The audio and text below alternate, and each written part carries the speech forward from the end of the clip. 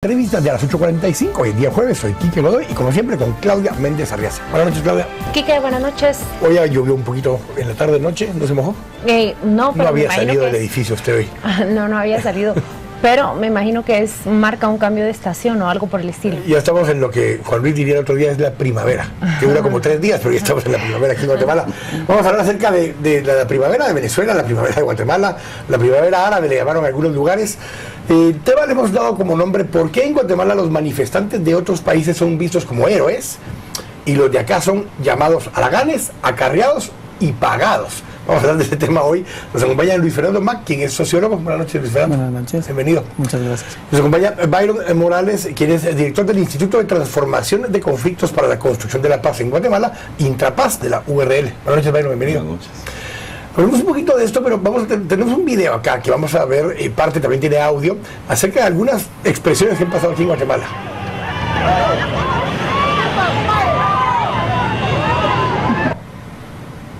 Vemos tomas de diferentes manifestaciones, unas a favor de lo que se llamó SOS Venezuela o Pray for Venezuela, o sea, manifestantes aquí en Guatemala apoyando movimientos que ocupaban calles, que hubo violencia, que hubo destrozos, que hubo ataques entre diferentes sectores, lo que pasó en Ucrania, lo que pasó en Venezuela, pero cuando acá en Guatemala vemos manifestantes, al manifestante rápidamente se le acusa uno de estar obstaculizando el tránsito, de violar el derecho de libre locomoción.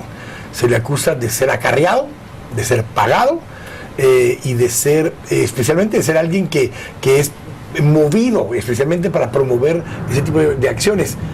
¿Por qué las diferentes actitudes hacia manifestaciones que son muy similares, Luis Fernando? Yo creo que hay muchas razones, pero por ejemplo en el caso particular de Guatemala hay una cierta superficialidad, diría yo, que se maneja en las redes sociales. La inmediatez muchas veces hace que nosotros asumamos a veces posturas que son muy fáciles porque no nos están tocando directamente a nosotros los conflictos. Cuando ya es más cerca, obviamente ya uno lo ve con lente diferente.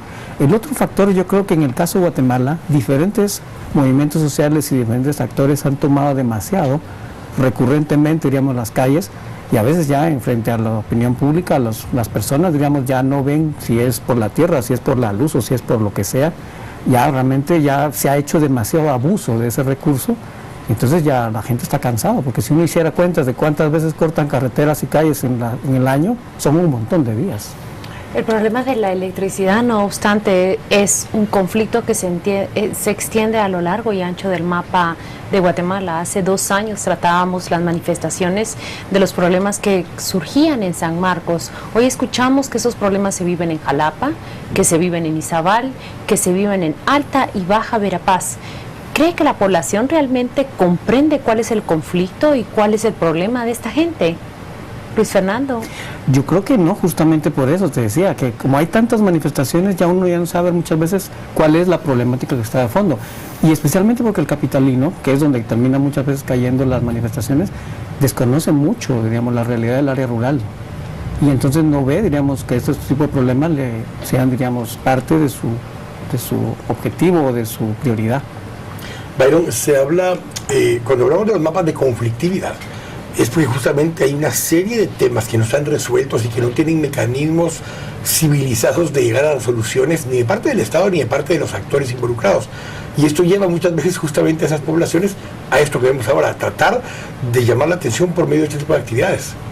Efectivamente, lo que sucede es que hay inexistencia de canales institucionales adecuados que oportunamente permitan abordar los diferentes problemas y todos aquellos aspectos que se van generando o se van constituyendo en factores problemáticos y por lo tanto fuentes de conflicto. Y en consecuencia la población, los movimientos populares utilizan todo un repertorio táctico, ¿verdad? Del que nadie se preocupa por escarbar en dónde empieza y en dónde continúa y en dónde puede terminar todo este problema. Entonces, porque nadie dice cómo, por ejemplo, la población va,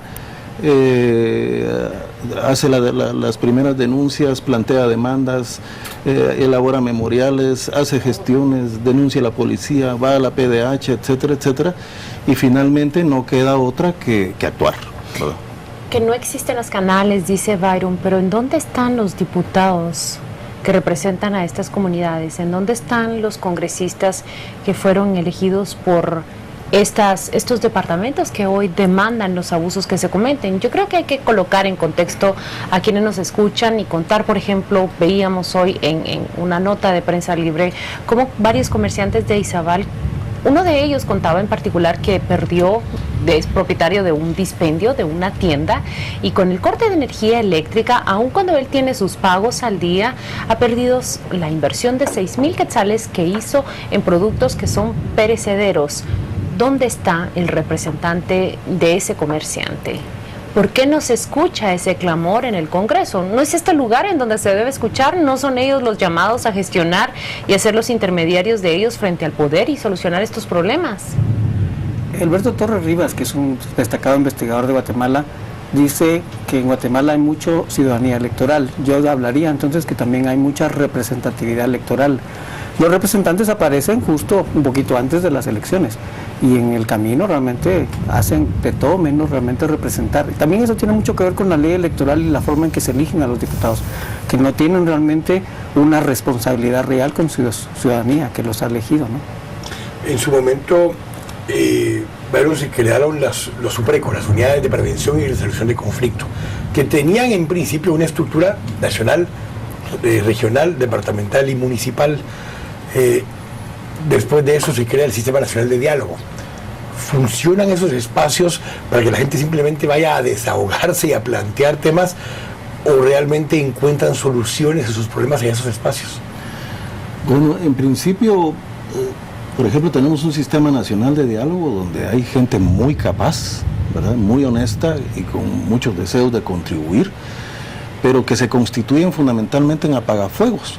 O sea, no existen mecanismos que permitan, por lo menos, brindar información apropiada, oportuna, profunda, clara a la población, y tampoco hay mecanismos de consulta. Creo que uno de los factores esenciales que están en este momento muy presentes es un ciclo de acción colectiva muy importante que tiene como aspecto fundamental una exigencia de un tipo de democracia, una forma de democracia, de participación ciudadana, de ejercicio de ciudadanía sustancialmente distinto. Una democracia que tenga sentido. Pero de nada nos sirve que estemos en nuestra casa, nos vienen a sembrar un poste de energía eléctrica, reaccionamos frente a eso y entonces vienen a pedirnos diálogo para que comprendamos que el poste es necesario porque, etcétera, etcétera. Entonces eso es inadmisible, esa es la situación que se está generando fuera de la ciudad capital, pero también en la ciudad capital.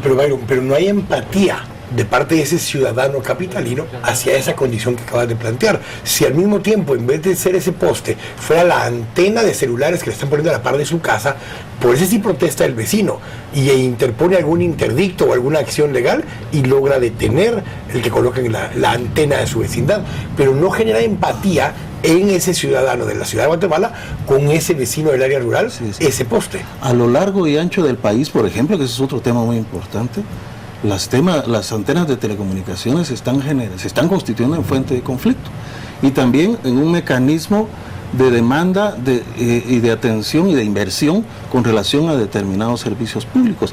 Hay comunidades en donde han protestado por la antena y finalmente han negociado y han terminado aceptando la antena, pues, pero que nos construyan 2 aulas para la escuela que ya se cayó o está por caerse, o situaciones de ese tipo. Pero este problema es generalizado con las torres de electricidad, con las torres de telecomunicaciones. Aquí en la ciudad capital ha sucedido mucho y en efecto se llega a comprender que hay una demanda particular de justicia que se está haciendo por parte de la población hasta en el momento en que nos toca. Cuando a nosotros es a los que se nos genera el problema, entonces tenemos que reaccionar. Pero el problema es mucho más complejo que eso. Hemos también escuchado la demanda de Energuate que da cuenta de desconexiones y luego reconexiones ilegales, incluso reconexiones que se cobran paralelamente, es decir, bajo un sistema completamente ilegal.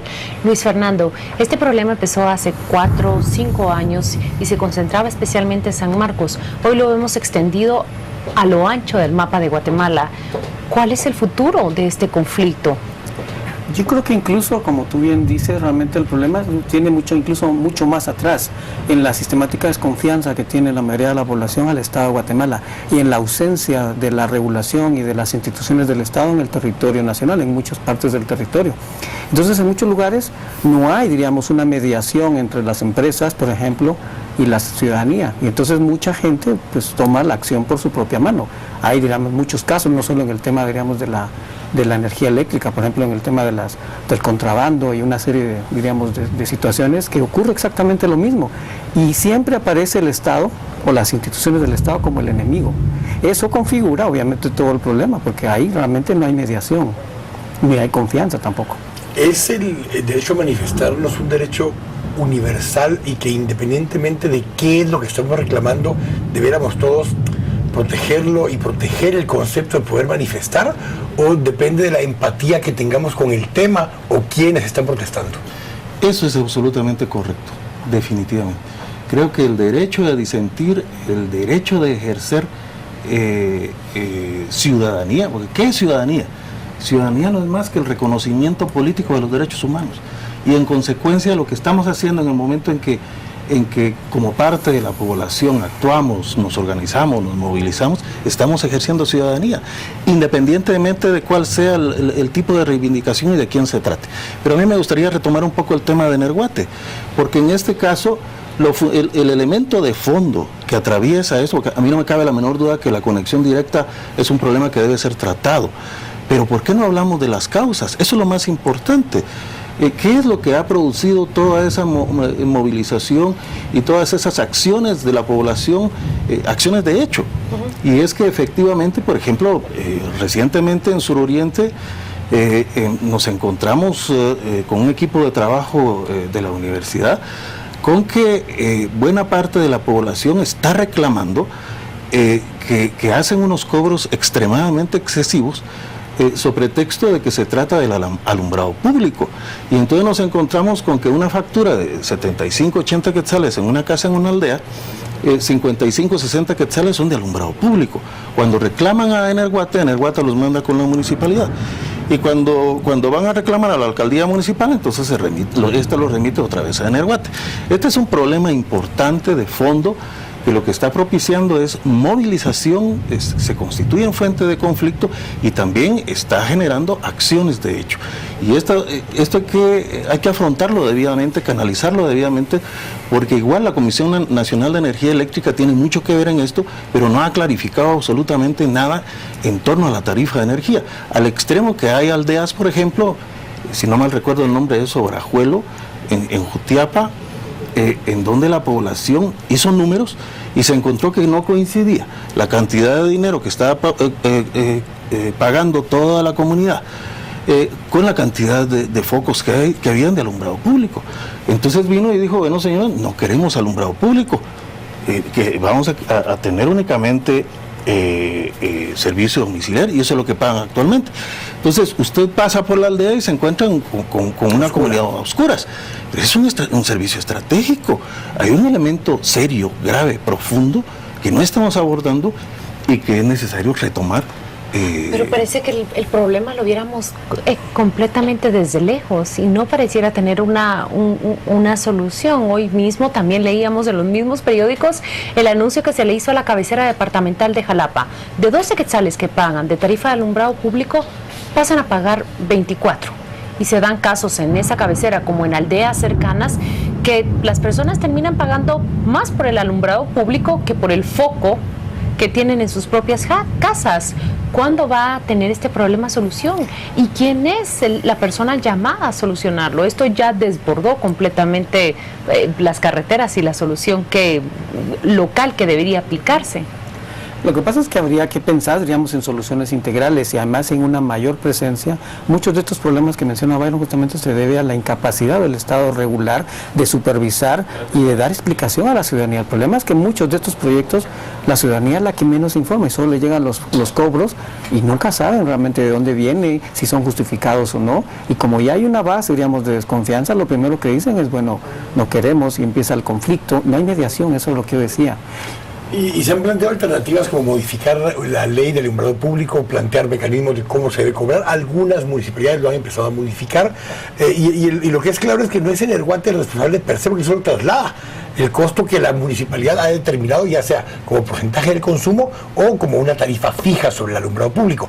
Pero el que lleva la factura, el que da la cara, el que cobra es Energuate, y es el que paga los platos rotos muchas veces por algo que no es su responsabilidad. Y el Estado no asume la función, sea a nivel municipal o a nivel nacional, el rol de resolver el conflicto de una vez por todas.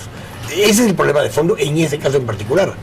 Pero el elemento fundamental en todo esto, yo diría y es lo que se debe reconocer, y es lo que debe estar en discusión, y es un poco por la línea por donde ibas. La acción colectiva, las movilizaciones, las luchas sociales son procesos sociales, no son inventos de nadie, no es cuestión de agitadores, no es cuestión de personas en lo individual, no es un asunto de criminales, es simplemente población ejerciendo ciudadanía, y eso es lo que hay que reconocer. Quizás el problema está muy lejos de quienes los tachan o las adversan, como para comprender hasta dónde han debido llegar ellos para rechazar lo que está sucediendo, ¿no? Pero está más lejos de Venezuela, y si hacemos acopio acopio del tema. O sea, a veces no es cercanía territorial, es afinidad o empatía por el tema en el particular. Y nos agradecemos muchísimo que nos hayan acompañado. Es un tema no solo complejo, pero que además requiere una atención particular, y les agradecemos a los dos que nos hayan acompañado el día de hoy. Muchas gracias. Gracias por acompañarnos. Vamos a ir al corte, estamos acá a las 8:45. Volvemos en un momento.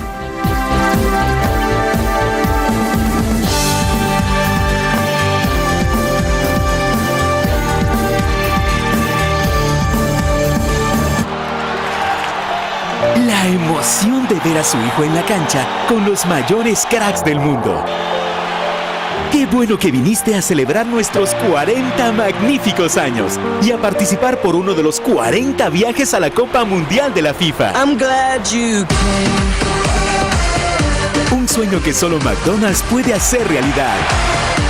I'm glad you Vive tu sueño en I'm McDonald's. glad you came. Pasión por la vida no es una frase, es nuestro idioma puesto en práctica. Es ayudar a ver la luz y estar junto a ti desde el primer día.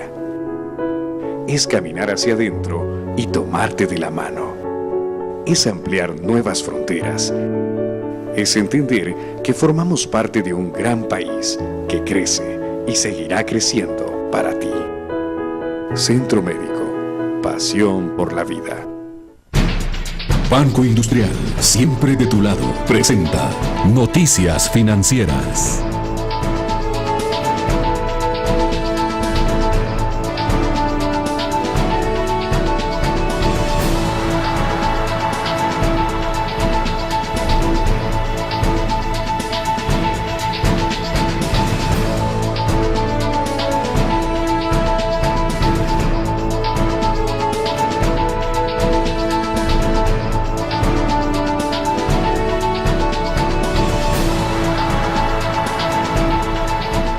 Banco Industrial, siempre de tu lado, presentó Noticias Financieras. 5 libras de lomito importado, 10 de pollo, 5 de camarón, 10 de pavo y 5 de filete de pescado, 2 cajas de torta chapina, y una de torta Angus. Listo, sale pedido. Con la mejor calidad y variedad. Procasa Express. Pedidos al 23106000 o pedidos1@procasa.com.gt. En toda ocasión y al mejor precio. Procasa, la carne de su casa. Esta semana en Contrapoder, Harold, levántate y vuelve. El ex canciller no solo vuelve a predicar, también vuelve a la política. Informe sobre El Salvador. Este es Salvador Sánchez Serén, virtual presidente de El Salvador. Entrevista a Carlos Dada. El Salvador no será como Nicaragua ni Venezuela. Economía en coma. Así está la economía de nuestro principal socio en la región. Intelectual y político. Entrevista al exjugador y exentrenador argentino Jorge Valdano. Diccionario de autoras. Las mujeres que han marcado la literatura universal y nacional. Persuasion. Adrián Lara, el chico éxito. Habla en exclusiva con Contrapoder. Esta semana en Contrapoder. Enfoque, criterio, análisis. Búsquela en tiendas de prestigio o suscríbase al 2222-8722. Things, cosas y regalos. Arreglos. Empaques entre globos. peluches, variedad de tarjetas, things, cosas y regalos. Todo para sorprender a los que quieres. Encuéntranos en Avenida Las Américas, 7-30, Zona 13. Todos están hablando de lo mismo, de lo deliciosos que están los nuevos Econocombos de Burger King. Disfruta el nuevo napolitano con carne a la parrilla, queso, tomate y jamón, con soda, papas medianas y mini sundae por solo 25 quetzales. ¡Qué buen trato! Solo en Burger King.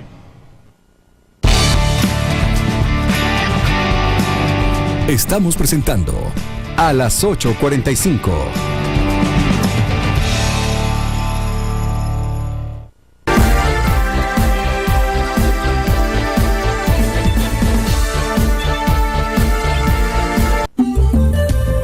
Zgas 1792, el teléfono del gas, presenta este segmento. Afuera escuchamos una tormenta eléctrica y aquí adentro estamos a punto de entrar en una conversación que inquieta y que interesa a prácticamente todos aquellos que salen a consumir en restaurantes. En un comunicado de prensa, la Superintendencia de Administración Tributaria anunció ayer que toda la propina que el contribuyente, esto es, que el restaurante cargue al cliente o al consumidor, va a ser sujeta ahora del pago de impuestos. Y para explicarnos esto nos acompañan dos personas en esta ocasión. El primero es José Daniel Acevedo. Él es el titular del Departamento de Procesos Administrativos de la Superintendencia de Administración Tributaria. Y también nos acompaña Erasmo Velázquez, es el director de la Escuela de Economía de la Universidad San Carlos de Guatemala. Empecemos por lo básico. ¿Qué significa ese comunicado de prensa? ¿Se va a grabar un impuesto a la propina? ¿Es a la propina que el establecimiento o el restaurante establece? ¿Y qué pasa con la propina que el propio consumidor quiere dejar al mesero que le atendió? Muy buenas noches. Gracias por invitarnos a este programa. Creemos importante nosotros como Administración Tributaria y como ente recaudador aclarar, ¿verdad?, a toda la población el tratamiento tributario que se le debe dar a este tema. Quisiera iniciar comentando de que esto está regulado en las leyes tributarias.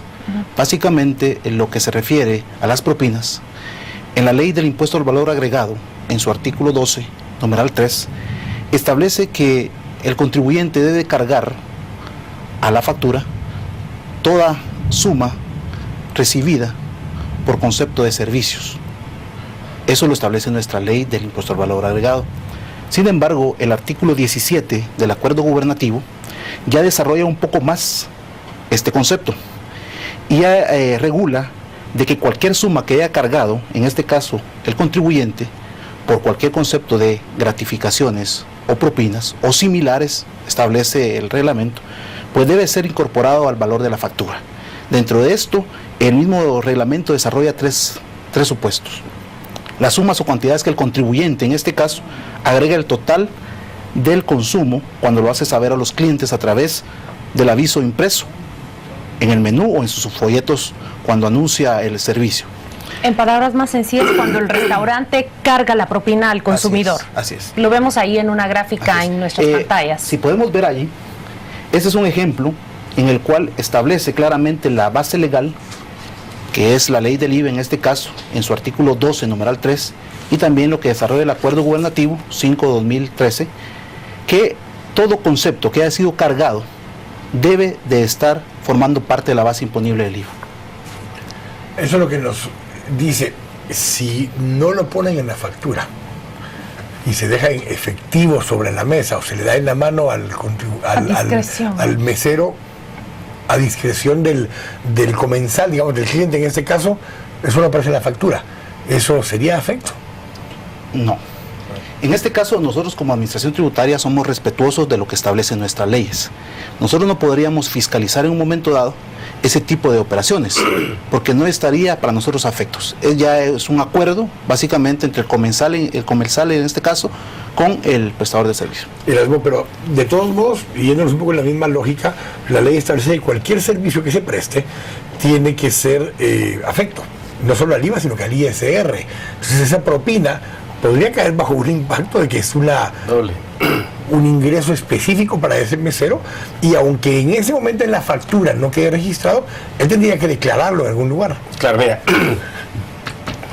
la ley, y hay que entenderla en su contexto, lo que está regulando es la base del impuesto. Y la base del impuesto dice que aparte del precio del restaurante, debe incluirse en la factura cualquier otro sobrecargo. Cuando elaboran el reglamento que es para desarrollar este artículo, en mi opinión, no desarrolla realmente este artículo, el artículo 17 del reglamento. Para hacerlo en análisis estrictamente jurídico, cualquier otra suma, bueno, el reglamento es decir, vamos a entender por cualquier otra suma o por cualquier otro recargo, propinas, regalías, etcétera, etcétera, etcétera, ¿ok? No lo dice así el reglamento. Habla de propinas como que eso estuviera plasmado en el numeral 3 del artículo 12, que es una cuestión eminentemente de interpretación legal. Pero veamos la naturaleza de la transacción. Nosotros vamos, nos sentamos y nos prestan un servicio que incluye alimentos, ¿sí? La ley le dice al contribuyente, usted debe poner el precio de sus costos más su ganancia, a eso le debe agregar el 12% del IVA. En la gráfica que pasaron ahora, 300, el 10% es 30. Le estamos cobrando, o sea, nos están poniendo 10 de propina, también sobre la parte del IVA que incluye el precio del menú que nosotros estamos pidiendo. Ahí podría haber doble tributación. Adicionalmente, ellos incluyen en el reglamento, el tema que tú decías, el ISR, si el mesero no tiene relación de dependencia, tendrá que facturarle. Esto nos lleva, que no es esto, pero solo lo menciono, a una situación bastante, a un problema bastante en el área laboral, es decir, ¿cómo te contrato? ¿Sí? ¿Cómo te estoy contratando? ¿Realmente te estoy contratando para que me prestes servicio de meseros, para no tener yo pasivos laborales, para no pagar IX, etcétera, etcétera? Bueno, entonces, para mí lo que la ley está regulando es la base del impuesto, y la base del impuesto es el precio del menú, más cualquier recargo que figure en la factura. Todo aquello que no figure en la factura, lógicamente no va a pagar impuesto. ¿Ya? El problema, desde mi perspectiva, y aquí la SAT, que es la que está ejecutando la ley, debería de revisar si las normas establecidas o las regulaciones establecidas le permiten y le facilitan cobrar el impuesto, o se lo están complicando, en mi opinión, como en este caso. Pero tenemos aquí a la persona indicada para responder a su pregunta o para responder a esa recomendación. Sí, como bien lo dice el licenciado, este artículo, la naturaleza del artículo, es regular la base imponible del impuesto. Y la técnica legislativa que usan acá es cualquier otra suma cargada en la factura. Eso significa de que si la propina está incluida dentro de la factura, porque nosotros como clientes hemos pagado ese servicio, debe de estar incluida en la factura. Ahora, para contestar la pregunta del licenciado con respecto al reglamento, nosotros como entidad recaudadora somos respetuosos de lo que dicen nuestras normas. Es más, como institución tenemos un criterio institucional de la aplicación de esta norma. Y esta norma nos regula a nosotros que existe primero en el campo del IVA que la base imponible debe incluir toda suma cargada. Sin embargo, nosotros hemos desarrollado algunos escenarios que si tú gustas los podemos ver para aclarar la duda en cuanto al impuesto sobre la renta. Por ejemplo, la siguiente gráfica nos muestra que en un momento dado el restaurante puede tener empleados en relación de dependencia que en un momento dado incluyen en la factura en el valor de la propina. En este caso, ¿qué debe hacer el restaurante? Debe liquidar esa propina. Y como el empleado está en relación de dependencia, como vamos a ver en la siguiente gráfica, nos muestra claramente un ejemplo. La gráfica 4 creo que es. Vamos a pedir a producción que la coloque. La gráfica 4 que nos está hablando José Daniel para poder hablar del tema. Son aspectos diferentes, pero que llegan a caer a esa factura como hablábamos hace un momento. Ahí está. Esta es la gráfica 4. Esta es la anterior, el escenario número 2. Esta. Ahí está. Si podemos ver allá, en el lado izquierdo está la factura que el establecimiento emite al cliente por los mismos valores, 300 del servicio más los 30 de la propina. Sin embargo, cuando se trata de un trabajador que no está en relación de dependencia, la norma establece en el decreto 10/2012 que debe de reportarse eso como un tipo de ingreso afecto. Por lo tanto, el trabajador, ¿verdad?, o en este caso, la persona que presta el servicio por ser contribuyente, debe emitir una factura. La debe emitir por el mismo valor que ha recibido en concepto de propina o gratificación. Eso es un ingreso para ellos. Y él, como... ¿Pero IVA? Así es. Ahí está, efectivamente. En ese momento, el contribuyente, porque es un contribuyente, debe tributar conforme al régimen que está inscrito en la administración tributaria. Situación distinta con el empleado en relación de dependencia. Porque el decreto 10/2012, en su artículo 68, inicialmente había incluido este concepto de propinas, y ahí sí, como lo dice el licenciado, optado el legislador en tener una técnica legislativa en la cual sí desarrolla el concepto de propina. Y en ese artículo 68, numeral 1, incluye como hecho generador la propina.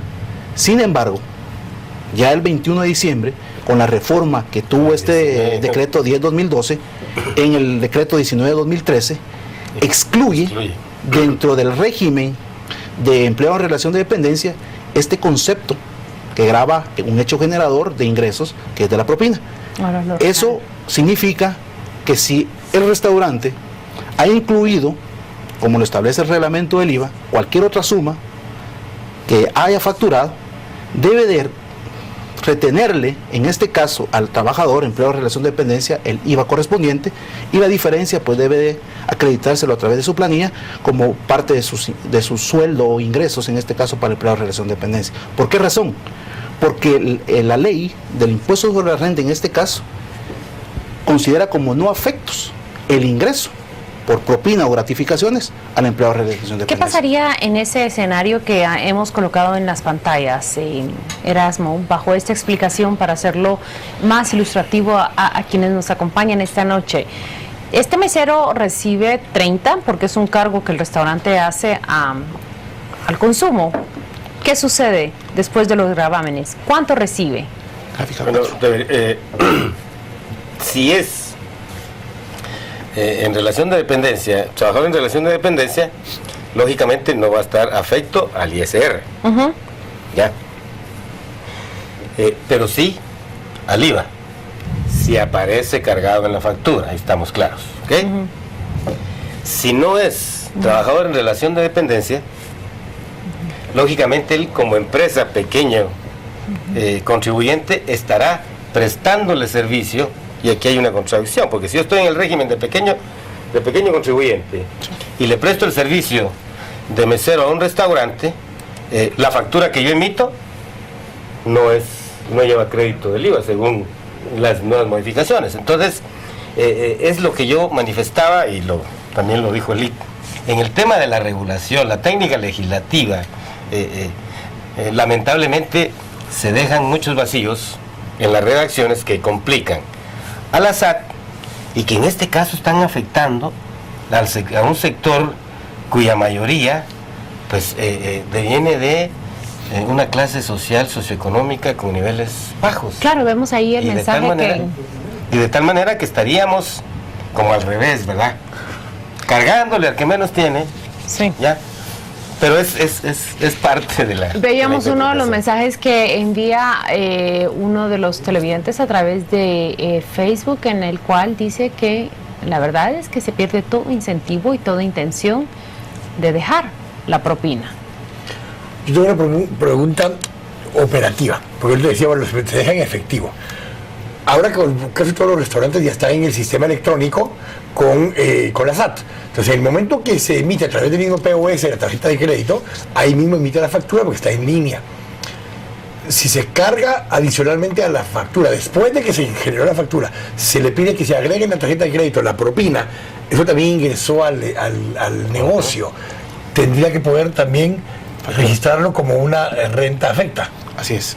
y volveríamos a caer el tema del IVA o de la... O sea, la única forma de eludir literalmente ese pago para el mesero es dejándolo en efectivo por fuera completamente de cualquier documento del contable. sistema de registro. Y aún así, él que lo está recibiendo queda en la condición o en la obligación de haberlo reportado como ingreso en su propia planilla, cosa que probablemente no lo van a hacer. Sí, por eso hablaba de los escenarios para la liquidación del impuesto. Si es empleado en relación de dependencia, el ingreso que el cliente deja al momento de la adquisición del servicio, eso no forma parte de los ingresos directamente del empleado, sino que al momento de la liquidación de la propina. Un tema es cómo se debe facturar la propina en este caso. Por eso lo mencionaba, es de que cuando el cliente decide por voluntad dejar una gratificación al mesero por el servicio en efectivo, nosotros como administración tributaria no podríamos fiscalizarlo porque no lo establece la norma. Situación distinta es que el restaurante, como lo dice el artículo 17, aplique cualquiera de estos tres supuestos, que lo cargue porque la propina está dentro de la comanda, dentro de los anuncios publicitarios o los folletos. Ahí es obligación del contribuyente incluirlo dentro de su factura. Perdón, que solo por lo que manifestó. Viste, el reglamento ya habla de comanda y la ley solo habla de factura. ¿Ya? Entonces hay una contradicción. Más que contradicción, estamos ampliando algo que la ley no establece. Se está yendo más allá de lo que establece la ley. Por lo tanto, y de jerarquía menor, por lo tanto no se aplicaría en el tema de la comanda. ¿Sí? Creo que es para los comensales y para los que prestan el servicio a los compañeros trabajadores meseros. Es sencillo, si está cargada la factura, lleva impuestos. La ley lo establece, no hay para dónde. Si no, ¿sí? Si no está cargado, y es que esa es la naturaleza. Yo solo quería hablar de la naturaleza de la transacción. Si a mí me atendieron bien y yo voy satisfecho de que la persona que me atendió, ya, vengo y decido, ya, le doy una gratificación, un obsequio, un regalo. No es obligación. No es obligación. Gracias, y eso es importante, solo voy a acotar algo. El día de ayer sale en la publicación de prensa que la propina no es obligatoria. O sea, eso hay que dejarlo también claro. No es obligación. Es una opción del comensal de acuerdo al servicio que haya recibido. Gracias, José Miguel, gracias a Erasmo. A todos ustedes también por habernos acompañado hoy por la noche. Vamos a ir al corte, estamos acá a las 8:45. Ya volvemos. Zgas 1792, el teléfono del gas, presentó este segmento.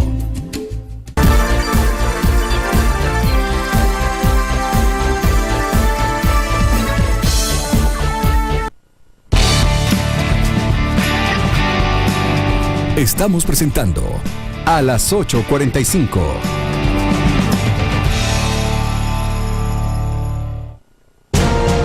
Aquí, todas las mañanas nos despertamos con un sueño nuevo y trabajamos como siempre y como nunca para cumplirlo.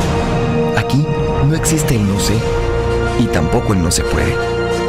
Y si alguien necesita una mano, le damos las dos.